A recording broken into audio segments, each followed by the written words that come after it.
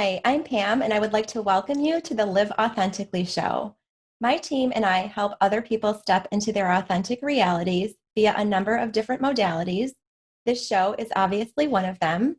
We also have a Facebook group of like-minded people committed to spiritual growth and transformation, and we would love to have you join us. We can be found at liveauthentically.today/FB. I'm also super pumped that I have just released my first book. It's called Soar, SOAR. You can check it out on PamelaSavino.com.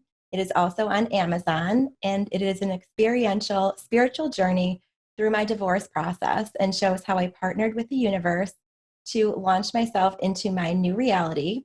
And I believe that soaring is a place that everyone can get to with healthy dose of open-mindedness and willingness to work with the universe.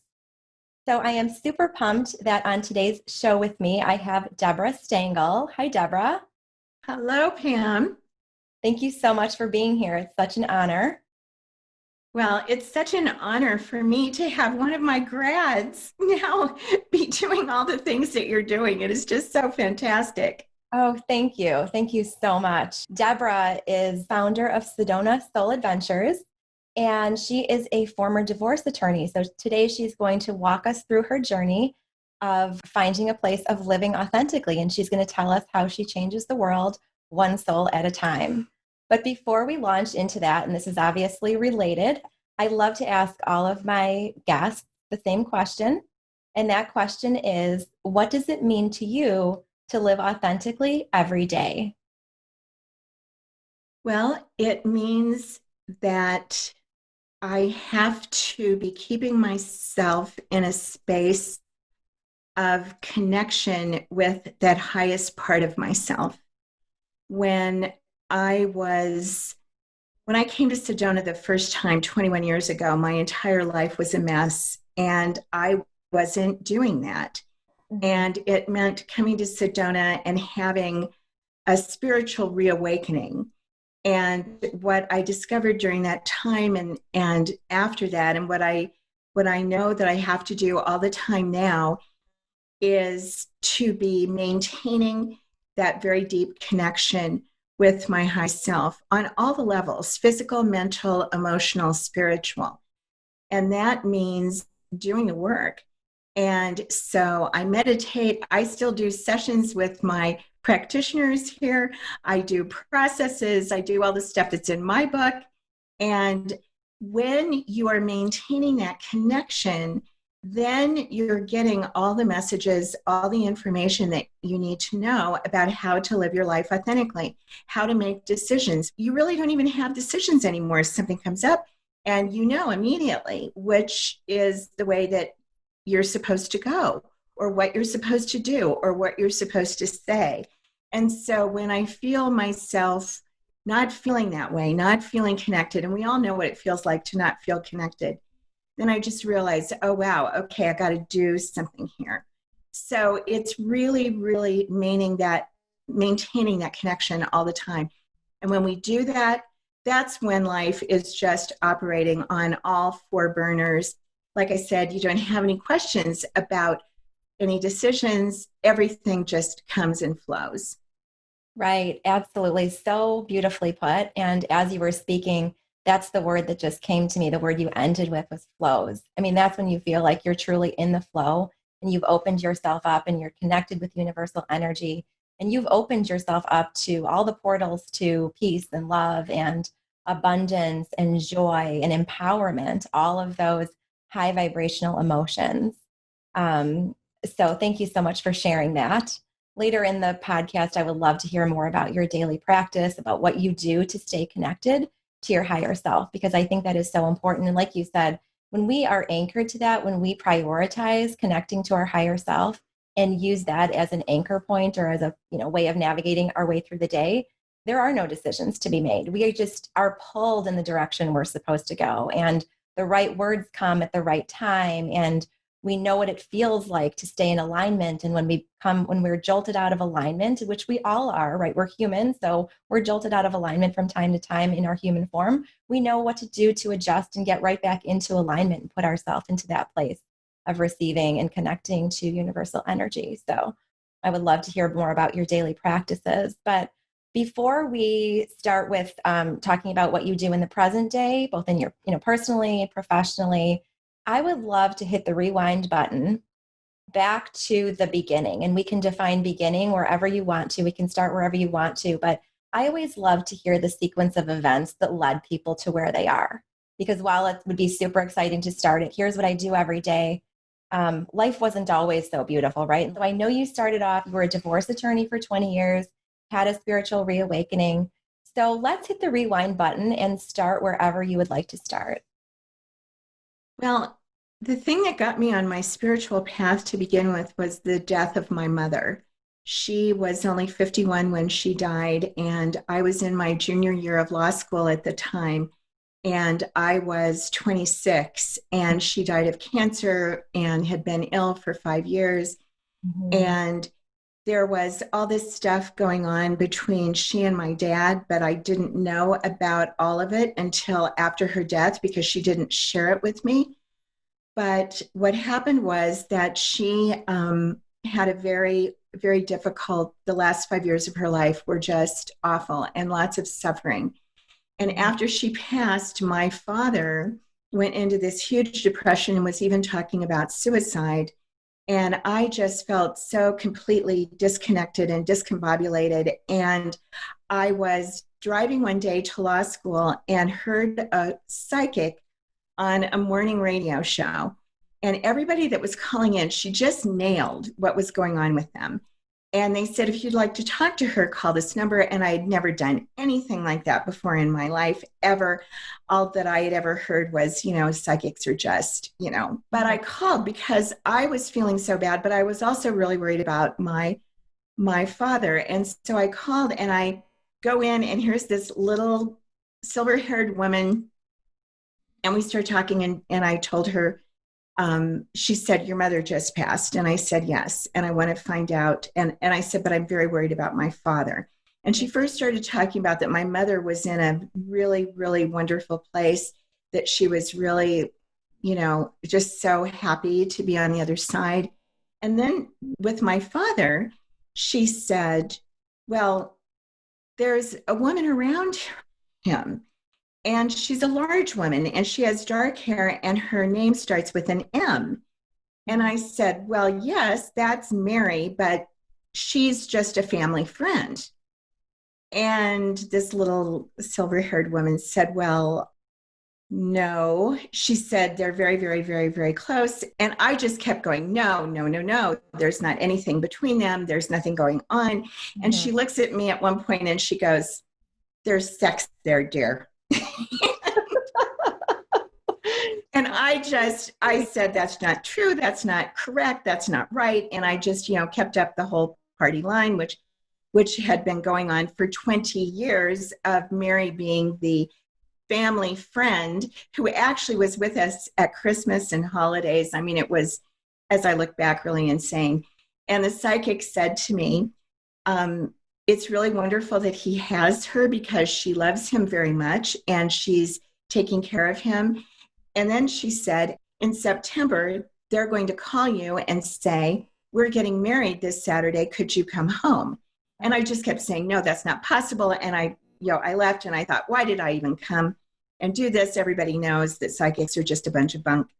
A month after that, I had lunch with my aunt, my mother's sister. And then she started talking to me as if I knew that Mary and my dad had had this affair that had gone on for over 20 years. And I sat at lunch with my stomach just dropping. Mm-hmm. And then in September, of course, they called and said, we're getting married this Saturday. Can you come home?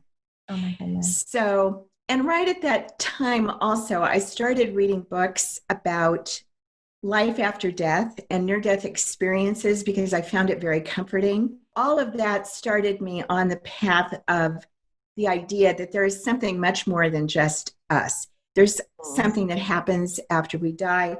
There's something more out there about, because, during the years, I had an intuition that something was going on between Mary and my dad. And my mother would always say, oh, no, no, no, no, no, no. And so I wasn't listening to my intuition. Hmm. They weren't being authentic with us or with anyone. So that started me on this path of, wow, there's something way more out there than all of this. And that is what started me doing meditation. I took a 2-week class in meditation, and that's been just a huge piece. And so that was the start, my mother's death, Hmm. and wanting to also connect with her spirit, which I did during that time, which really just led me to the knowing that there's much, much more than what's going on in this 3D body. Right, right, absolutely. And it's often those experiences, those heart awakening catalysts that send us on these journeys. And I know for many people they come in different forms. Sometimes they're a death or an illness or a near death experience or an affair, things like that, that stir us up. And sometimes they're as small as, like a poem or song lyrics or something, a perfect, a string or a conversation with a perfect stranger. So those heart awakening catalysts come to us in different ways and sizes and shapes and forms. And those are our opportunities to awaken. And so I realized, I mean, death, I believe that death and dying, grief and loss, at least for me personally, it's one of the hardest things that we're called to do on this earth because of the finality of it. I feel like, so many other things that our challenges are navigatable, if that's even a word, that, okay, we sort of rearrange the pieces in our physical reality and learn how to cope in a new reality. But death and dying, grief and loss is just so, so very difficult to deal with when we limit ourselves to thinking in the physical realm. It is just incredibly important to anchor on the spiritual realm at that point because, otherwise it would just be so incredibly difficult to deal with. So I also wanted to publicly say too, I'm so sorry for the loss of your mother. I know it's incredibly challenging to lose our loved ones, and my condolences to you. I know it's been a number of years, but we never stop missing and stop loving and the ones that we love dearly. So Oh, it's so true. I mean, I think about her, but it is also interesting that now as I look back, because the loss of my mother was still the worst thing that's ever happened to me. But as I look back, there were gifts there that have been so huge. It started me on my path, on my spiritual path.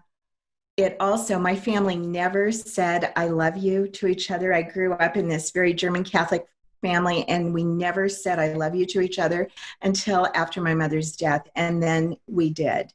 And mhm. then it also, after a while and me doing a lot of work, opened up me having a relationship with my father that ended up being very, very wonderful. And when I was able to go into compassion for him and everything that had happened, so it is one of, while it's still the worst thing that's ever happened to me, it's been one of the biggest gifts I've ever had in my life. And I would love to talk a little bit about this whole idea of betrayal and affairs, because I know that this is something that touches many, many lives, many marriages, and it's one of those taboo topics that people just don't want to talk about. You kind of keep it behind closed doors, but it's very real. It's happening, and I truly believe the healing doesn't happen unless we call it out and have real, raw, authentic conversations around it.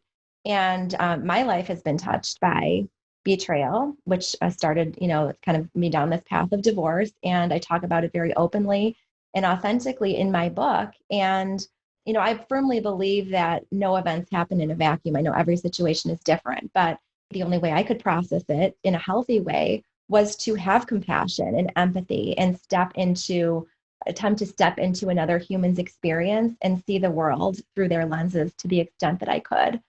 So, and I believe that betrayal happens a number of different ways. Whenever we aren't being honest with ourselves, there's betrayal. Whenever we're not being honest with another person, there's betrayal. And I so firmly believe that everything, even the painful experiences, are divinely orchestrated, and that these catalysts are part of a broader divine plan to ultimately launch us all into higher places. Launch us to connect to our highest self. So I'm curious if you can shed a little light on what was your processing like? I'm sure at that moment, when your mother passed away, emotions are swirling. You're dealing with making sense of her death and dealing with the grief and loss. And you have, it's been brought into your awareness that your, father had been having this affair. How did you process that? Well, at the beginning, I didn't process it very well because Mhm. I was so new to my spiritual path, and it's just so easy to make one person the the sinner and the other the saint, and to have it be, all good, bad, and no in between. And so part of what happened for me was that I started doing a process for me to know myself better and to understand the things that were going on with me. And then one of the things that made a huge difference for me was that I read the book called Radical Forgiveness. I don't know if you've ever heard of that. It's by an author named Colin Tipping. And his hypothesis in his book is that we've all been here before, we've all had past lives.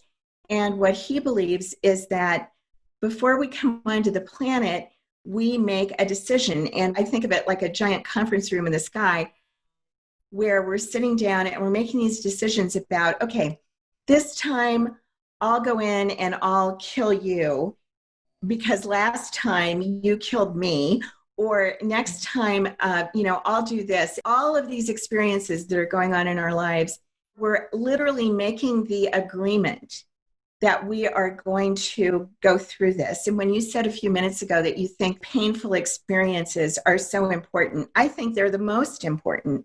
They're the ones that are teaching us, they're the ones that are right in our face saying, this is what you have to look at. And when I finally got that idea, the idea that all of the things that are happening are things that we have made a soul contract for, and that we made the decision that, okay, I'm agreeing to go through this, and I'm agreeing to go through that, and I'm agreeing to have this in my life because it's a new gift that I'm getting. And when I looked at it from that standpoint, and then in that situation, I was able to also look at my parents and at Mary from a place of compassion. Because part of what happened was my mother was a wonderful, wonderful person, and everybody really loved her, but her love was very conditional. And she had grown up in a very large German Catholic family where nobody said, I love you. Mhm. And so she really didn't have the capacity to really, really, really be a really loving companion. She was a wonderful mother. And the minute all of us, there's 6 children in my family, and we're all super achievers, doctor, dentist, lawyer, engineer, attorney. But from the minute I could talk, she was telling me and all of my brothers that we were all going to, we were all going to college, and the boys were all going to be doctors or Mhm. lawyers, and the girls were all going to go to college to catch a doctor or a lawyer and be able to talk to them. And Mhm. so I heard that my whole life growing up. And her love was very conditional. When I was doing all the stuff that I was supposed to be doing, then I was fine. And she was, at least being okay with me. But when I wasn't, her love would like dry up. And she made it very clear that I wasn't being how she wanted me to be. And I watched her do that with my dad. I watched her do that and give him this silent treatment. I never saw that they didn't argue. That's not how they were. But I Mhm. would watch her give him this silent treatment. I watched how that went. I knew that he loved her. I knew that he respected her. But then the other piece of what happened was he met Mary at a time when he had moved to a new town to open a new business, and we didn't move until 3 months later. And it was during that 3 months that he met Mary. And Mary was absolutely somebody who loved him conditionally. They ended up getting married 9 months after my mother died. Mhm. And Mary absolutely adored my dad. And she was the kind of person who she loved doing the stuff that he did. Really, anything that he wanted to do was A-OK with her. And she adored him. And when I was able to look at this from all of these different aspects, and from my dad saying to me how much he loved and respected my mother, which I know he did. And so my dad was someone who had the very bad luck, but I don't think it was luck. I think it was karma of being in love with two people at the same time and having no tools for how to deal with that.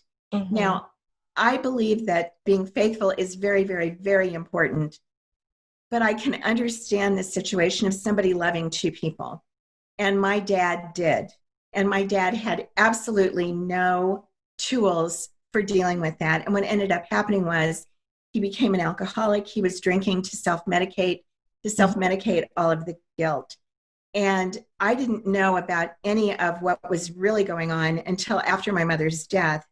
And it wasn't until years after that before I could finally really come into compassion with my father and to see and to somewhat understand and to not make it okay. I mean, it certainly wasn't okay that he was being unfaithful to my mother or that he was lying to me and that he was lying to my mother, although eventually my mother did know about it. Mm-hmm. But the forgiveness part and the compassion part is not about saying it's okay. It's not about endorsing it. It's about looking at it with compassion and understanding. And I have to say that I am so happy for my father that in the last, 30 years of his life, he was married to Mary longer than he was to my mother.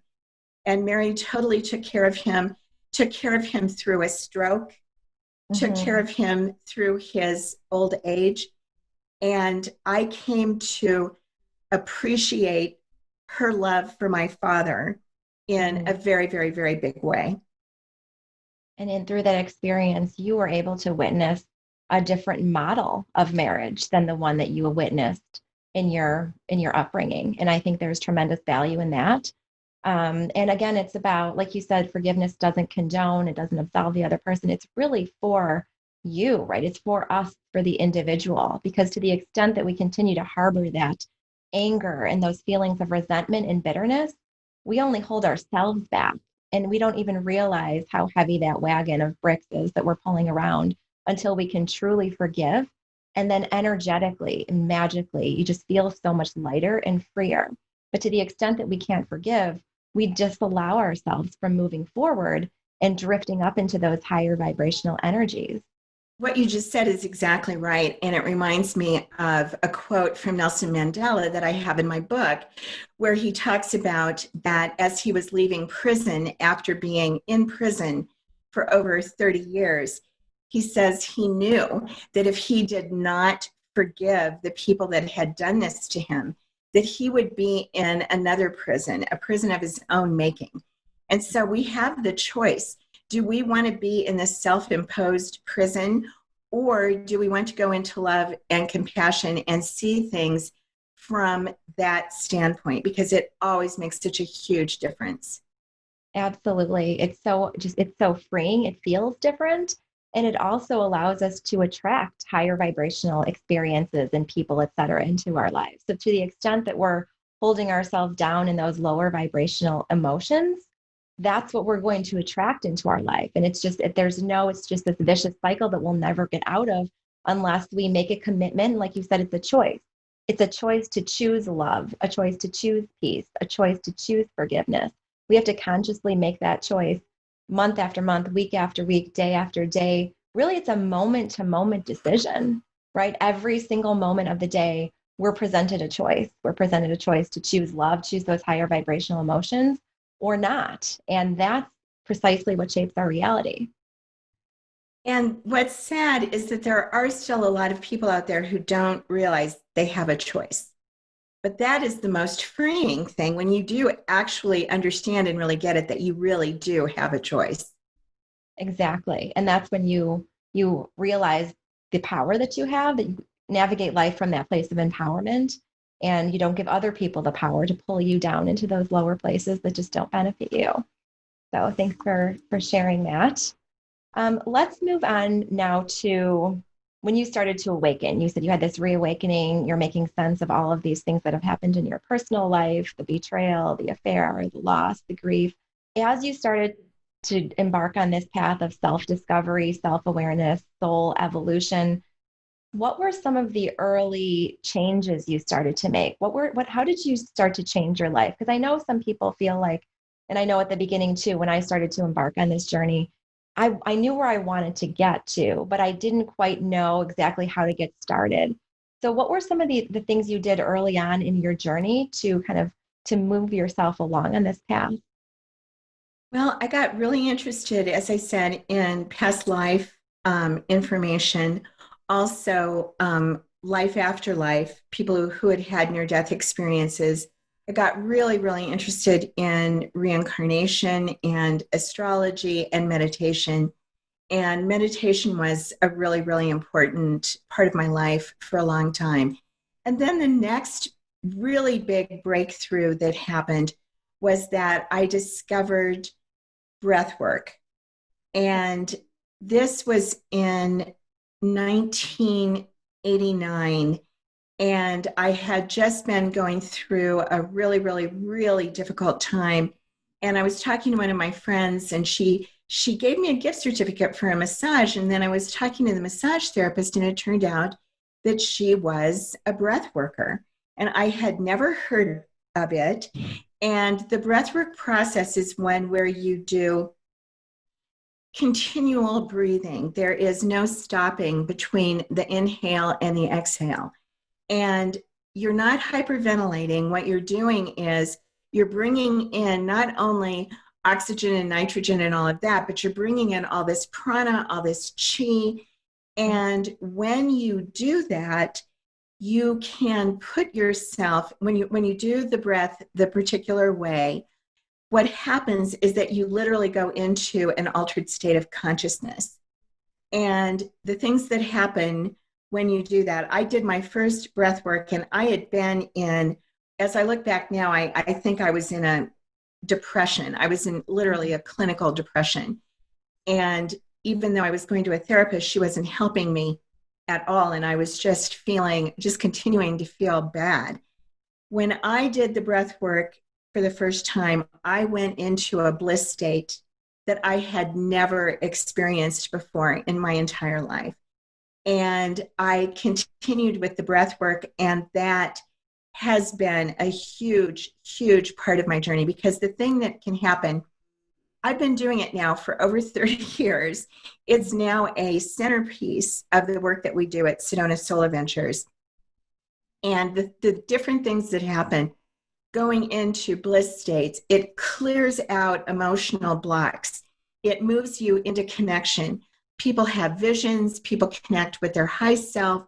I've had connections with it with my mother, with my father, with Mary, with other important people in my life. I've done things where I've had something going on where I want to make a decision, and I'll go in and do a breath work, and I will literally see a movie of what I'm supposed to do. So the range of what that work does is just absolutely incredible. And so it is still a very important part of my life. And like I said, it's a cornerstone of the work that we do at Sedona Soul Adventures. Yeah, and I know so many practitioners have recommended breath work anytime I ask about, stress relief or how to connect to your higher self. Breath work is one of the top things that comes up. So for those people who may not have access to practitioners at this current time, what are some basic ways that they can incorporate breath work into their daily life? The breath work that I'm talking about is different. Okay. It is a process that is like a 2.5 hour process. You're not breathing the Okay. whole time, Mhm. or not doing the breath the whole time, but just simply using breath can help you come into a more relaxed state. And one of the other things that I use is the heart coherence technique from HeartMath. And that's where you just place your hands over your heart, pay attention to your heart, and start doing really deep breaths, Mhm. and then go into gratitude. And that's something that can have a huge impact on how you're feeling, on stress reduction, on just bringing you back to your center. So using breath in that way, where you're very intentionally breathing in, calming yourself down, that can be something that is very, very helpful to anybody. Yes, I wholeheartedly agree. It's something I've definitely moved towards incorporating more and more as as I get busy. I notice that I kind of tense up and I'm taking super shallow breaths. And it sounds so simplistic and so basic, but it is important that we stop the action every once in a while and just recenter and reground ourselves and take those deep breaths. Now I'm trying to remember, did you do a breathwork session as part of your soul adventure? I did. Yes, I did. And And I and still how was that that? meditation. It was amazing. It was just so completely transformative. I actually do this. I still do the sessions. I have the music that goes with Yes, it. So I do that from time to time. I try to do it once a week, and it definitely helps to keep me aligned. it Um, does. but yeah, Because let's it's working, again, it's working on all the levels: physical, mental, emotional, spiritual. right. Yeah. So now I love to launch into Sedona Soul Adventures. It's just such a magical place. And I do want to hear about the history, how the genesis of Sedona Soul Adventures, how you came up with the concept in your mind. But prior to doing that, can I just jump in here with a really quick commercial about Sedona Soul Adventures? Because Oh, last year, I decided I wanted to go on a spiritual retreat. I was already well into my spiritual journey. I had started my business. My book was written. I was well on my way, but I just was feeling the pull to go to Sedona. And again, like you said, when you're connected with your higher self, you don't really have like conscious physical world decisions to make. You just sort of go where your soul leads you to go. So my soul led me to Sedona. I did a quick internet search, and Sedona Soul Adventures is what I just kept coming back to. I actually looked at several places, and I loved the individual nature of the sessions. Of the package. I love that it was custom tailored to me and where I was on my journey. So I just wanted to do a quick commercial. It was an absolutely transformative experience for me. Every single one of the practitioners I met touched my life in a very powerful way. And I know I have no doubt that it has totally catapulted me to higher realms of consciousness, has pushed me even deeper into my purpose. And I just wanted to take that opportunity to sing my praises because it was just absolutely one of the most amazing experiences I've ever had. So, congratulations to you. You have obviously found your life purpose, have touched many, many souls along the way. So, now I will turn it over to you to talk about this amazing work that you and your practitioners do on a daily basis to change the world. well, thank you. After 18 years and thousands of people, I'm still stunned at what happens because it's just so amazing what happens. And your experience is the experience that pretty much everybody has. This life changing, transformational thing, or with couples, um, they come to us and they're on the verge of divorce, and then we turn everything around. So it is just so amazing. So thank you for saying that. You're welcome. So, yeah, to rewind and tell you about how this all happened, like I said, had been on my spiritual path from since the death of my mother, which was in 1982, and then I I was an attorney for 20 years. And the first part of my law work I loved because I was doing environmental work. And then when President Reagan was elected, all of the funding for that went away. And I had been doing uncontested divorces to sort of supplement the environmental work that I was doing. And when all of a sudden I found myself that the work that I had loved doing, it was just gone in 6 months. And I thought, well, what am I going to do now? And the one thing I knew was that I did not want to be a divorce attorney. Mhm. But I had people calling me because I'd been doing this work for a number of years, and people were calling me, and I didn't want to just say, no, I don't want to take your divorce.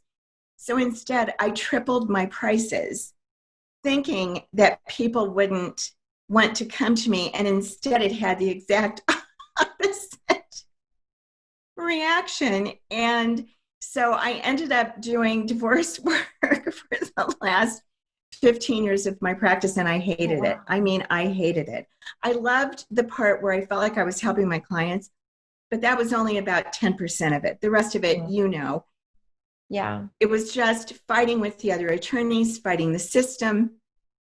I was generally representing women who didn't work, who had been left after, 20 years of marriage and raising the family and all of that. And so their lives depended on what was going to happen in the divorce. And I loved the part where I felt like I was helping them, but that was just only about 10%. So I was working with my energy worker that I worked with in Omaha, Nebraska. That's where I was living. And what came in, because I was so unhappy, and I mean, I was on my path. I knew almost everything that I know now. I was reading all the books. I was going to workshops. I was going to seminars. I was, I had done therapy. I'd done, different types of energy work, and nothing was doing it. Mm-hmm. And I got the message in the energy work with her that I needed to do a retreat. And I thought, okay, I'm going to go to Sedona. I'd never been to Sedona. And I was really at a low point in my life. My marriage was a mess. I weighed 40 pounds more than I weigh now. I was in debt to the tune of $50,000 because of business decisions that my now ex-husband had made on his business. So every single part of my life was a wreck. And for 5 years, I had prayed and meditated and said to God, please tell me what to do. And I would hear this little voice that would say, you need to leave your law practice. And I would immediately say, how can I do that? I can't do that. I'm $50,000 in debt. I'm the sole support. How can I possibly do that? Well, finally, it got to the point where my energy worker said, you've got to do something. You've got to turn something around here. So I decided that I was going to go to Sedona for 3 days, and I was just going to sit and be quiet. And instead, I connected with someone who is now one of our very important practitioners. She's a dear friend of mine. She's a minister. I got remarried 2 years ago, and she married us. But so I got there, and I wasn't planning to do any work with her because I was $50,000 in debt. The last thing I should have been spending money on anyway was a retreat, much less doing work with her. But she was talking to me, and she said, I think it would make a big difference. So I did a session with her. And in that session, my high self came in as Isis, the winged Egyptian goddess, and talked to me directly. And she said, you either leave your law practice now or you're going to die like your mother did. Well, I was exactly the age my mother was when she got cancer and then died 5 years later. And now looking back with everything that I know that it was in that 5 years that she found out about Mary, and she just gave up and decided to go in the one way that was acceptable, Yeah. And so this time I heard the message. And I went home and I spent 2 weeks trying to figure out with my lawyer brain how I was possibly going to leave my law practice when I was $50,000 in debt and I was the sole support of our family. And one day I just threw up my hands and I went into this space of surrender. And this feeling came over me and I said, God, I know I have to do this and I am going to do it, but I've got to have some help. And a few hours later, I got a phone call from one of my clients whose case was over with. I don't even know why he called me. And at the end of the conversation, he was telling me that he just bought a new business refinancing mortgages. And I said, well, do you think that I could get my mortgage payment reduced? So I gave him the address. He called me back in 10 minutes and he said, I can get your mortgage payment cut in half and I can get you $50,000 in cash. Oh, wow.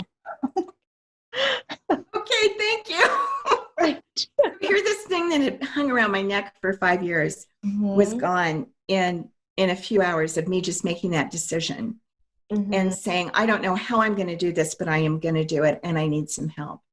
So I spent 6 months closing my practice, and then I started going out to Sedona kind of half time.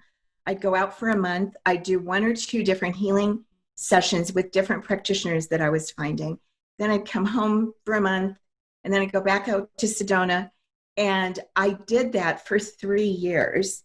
So the joke at the office is my soul adventure took 3 years. Everybody else does it in 3 or 4 days. But I was never doing the condensed thing that everybody does now. So then 2 weeks before 9/11, I was in Sedona again doing a session, and Isis came in again and said, it's time to move to Sedona. And I said, for what? Because my experience is they never show you the whole thing, they just show you the next step. Mhm. And so I went home and I sold my house. They said it would take 6 months. I sold it in 3 days. I sold it for more money than what I even listed it for, and moved to Sedona and sat here for 6 months going, what? I did what you told me to do.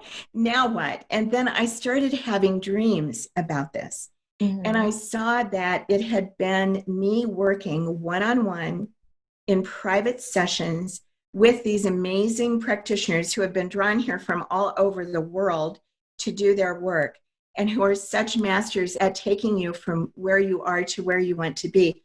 I saw that I could condense my own healing journey down into 3 or 4 or 5 days for people. And that's what I did. And so that is that's how it all happened. And that was 18 years ago. Wow, that is amazing that you just had that trust-filled knowingness to take that leap of faith, even though you didn't know what that next step looked like. And I'd love to talk about that because I know that when we're looking to make shifts in our life and we're contemplating changes, fear has such a strong undercurrent, right? Fear, what if this doesn't work out? What if I go broke? What if, what if, what if? And fear is often what holds us back from stepping into our greatness and stepping into our power and stepping into our purpose. So I'd love to hear you talk about that a little bit. First of all, did you have any fears? And second of all, how did you choose fear over, or how did you choose faith over fear? How was it that that you constantly were able to rely on faith and just know that you were doing the right thing? Well, certainly I had fear, and fear is something that still comes up. I mean, fear is a really important part of our lives. Mhm. And I prefer to think of it as FEAR, friendly energy announcing risk, because that's what it's really doing. And the Mhm. key, the trick, is to not let the fear stop you. So when you're able to understand, oh, okay, here's this energy that's telling me there's something here I need to look at. Okay, so what do I think? What is the worst that could happen? Well, the worst that could happen is that, I mean, the first thing was the worst that could happen was I could die. Do I want to die? No, I don't want to die.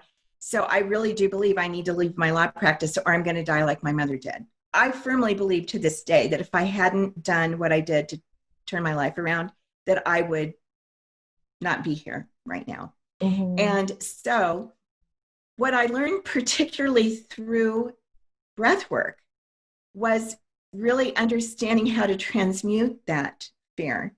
And that is one of the things that happens for me, that when big fear comes up, the kind of fear that is debilitating, I will do a breath session. I will Mhm. put on the music and I will do a breath session. And what I find is it always brings me out of that lower vibration and into the vibration of connection.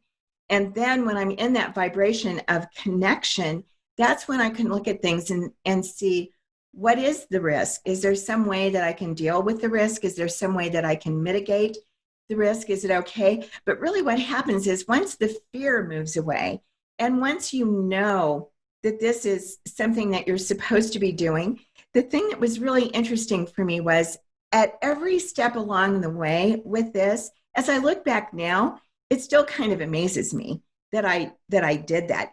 All my friends thought I was nuts leaving my law practice. My brothers and my sister thought I was nuts leaving my law practice, and then moving to Sedona and then starting this. And we made no money in the first 2 years. I mean, no money. I was doing the robbing Peter to pay Paul thing and moving balances from credit cards and all that kind of thing for the Mhm. for the first 2 years. But I knew that I was supposed to be doing this. And when the fear would really, really be getting to me, I would either do a breath work or do a session with one of my practitioners.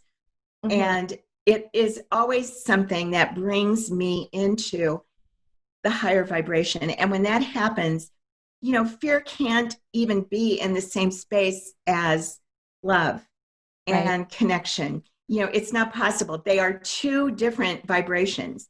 So you Right. can't experience both of them at the same time. So if you're feeling fear, you just have to find a way to move yourself out of that fear. And I mean, that's one of the things that I talk about in my book. I have 9 different processes in my book that are simple things that people can use to start to bring themselves out of the lower vibrations and into the higher vibrations. And that's what it's all about. And then just noticing, being present and noticing, how am I feeling? Oh, wow, what's that about? Last week, right before one of my master classes, I just was overcome with fear. And it was like stage fright, which Mhm. I was a dancer and an actress as my undergraduate work, and it felt just like stage fright. And then I went, oh, that's all it is. And then I realized, was there something going on here? Was there something happening that I needed to look at? And I noticed that there was something weird on Zoom, and then I fixed it. So that's what's happening now. If something is going on that I need to know about, something's going to happen to come in and let me know that. Mm-hmm. Yeah, that's just so important to highlight. And, as I'm sitting here listening to your story, I'm just, it's just another testament to how when you're making heart-centered decisions that are aligned with your highest good, when you're truly connected, when you're doing something that adds to humanity, that propels humanity forward, when you're adding value to the world, when you're coming from a place of service, the universe always rewards you. The universe always figures out a way to arrange the pieces so that you will be provided for and that you will be delivered to a place of abundance and peace and gratitude and all of those higher vibrational emotions. It may feel scary in the moment, but again, having that trust filled knowingness and I always say, making that one heart centered decision at a time, just following your heart, following your soul. And the universe will always, always find a way to reward that. They always do, every single time. Right, right. It's just amazing. I know so many people have tales to tell along those lines. So, as we wrap up here, we've got a few more minutes, but can you just give us a brief overview for someone looking to attend a Sedona Soul Adventures retreat? I realize things are a little bit different now because of the pandemic. We may still have some limitations, but what can they expect if they signed up for a Sedona Soul Adventures retreat experience? Well, one of the things that's been very wonderful with the pandemic is that we went virtual. And we did that within 2 weeks. And I was concerned. I mean, to be very honest, I was concerned about whether we would be able to deliver the same punch with the virtual retreats, but we totally have been able to. But the other thing that's been very wonderful is we have reopened now doing the in Sedona retreat since May 15th. And what's wonderful is because we've never done anything with groups, everything has always been one on one or two on one for a couples retreat. So, a Sedona Soul Adventure, as you know, Pam, is very different than a regular retreat. In a regular retreat, you're usually part of a group, and maybe you're going to get what you need, and maybe you're not going to get what you need. And you're usually working with one person or one or two people. What Right. we do is retreats that are custom designed for each individual or couple who comes to us. So we spend a lot of time talking to people before they come to get an idea of what's going on, what's happening, what do you want to have happen. And then we custom design the retreat for exactly what they need. And I work with a network of over 50 practitioners who are just the master practitioners of Sedona. And I'm sure that most of your people know that Sedona is a mecca of New Age work and that people are drawn here from all over the world. And I have the best of the best working with me. And so my angel guides, these are the people that put together the retreats, they spend a lot of time talking to the person or to the couple and really, really digging deep. They're all very, very intuitive, highly intuitive. And so they are designing a retreat that has a beginning, a middle, and an end, and putting you in these private sessions so that you can go from where you are to where you want to be. And it's just absolutely amazing and so incredibly transformational, just what you were talking about with what your experience was.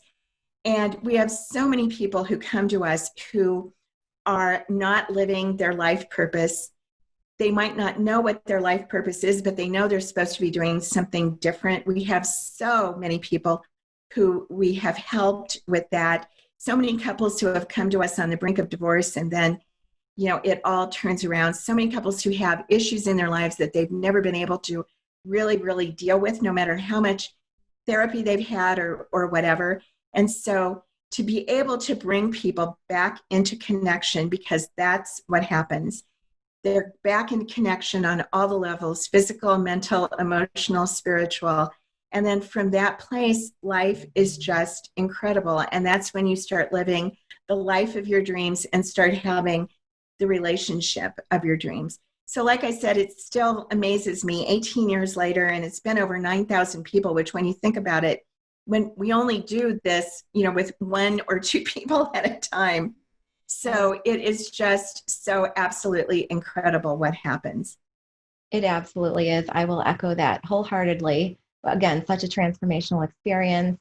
I'm so convinced the only pathway to unlimited happiness and peace and joy and love and abundance is through the soul. And I encourage everyone to check out Sedona Soul Adventures, because it was, again, so highly transformative, and I highly recommend it for everyone. So thank you so much for sharing that and for sharing so much of your wisdom and knowledge with us today. If people would like to get in touch with you directly, what is the best way for them to do that? The best way is to go to our website, which is sedonasouladventures.com. Mm-hmm. And you can click on the link to speak to an angel guide. There's no cost or obligation. And you'll have an idea. You will know whether this is right for you. And then I also invite people to get my book. It's called The Journey to Happy. And you can actually get the Kindle version on Amazon for 99 cents. I made it that way because I want as many people as possible to be exposed to that book. And as I said, it's got 9 different processes in it, ones that are simple and easy, but that can bring you back into a place of connection. And so one of the things I always say, it's simple. It's not necessarily easy to keep on doing this over and over again, but the more that you do it, it's just incredible what can happen. It absolutely is. It's a commitment, it's a lifestyle, and it's one that you continue to reap the benefits from for decades to come. So I so applaud you and all of your efforts and all that you do to make this world a better place and help people connect to the essence of who they are. So thank you so much for being such an amazing guest on my show. It's truly an honor to have you here. Thank you so much, Pam. This is so much fun. And like I said, to have one of our grads be doing the work that you're doing right now, it's one of the things that has just been so wonderful and so rewarding. And to see you doing all this, I'm just so proud of you and so happy for you. Oh, thank you so much. Thank you. That means the world to me. And to all of our viewers and listeners, I thank you as well. I believe that time is a choice, and I am so grateful that you have carved time out of your day to be with us and to listen to everything that Debra has had to share. Once again, I would love to invite you to join our Facebook group. We can be found at liveauthentically.today/FB. Also, check out my book. It's at pamelasavino.com, also on Amazon. And additionally, I will toss in there that I am an individual life coach, spiritual life coach. So if you would like to work with me individually, please reach out and we will make that happen. Thank you all again and have a wonderful day.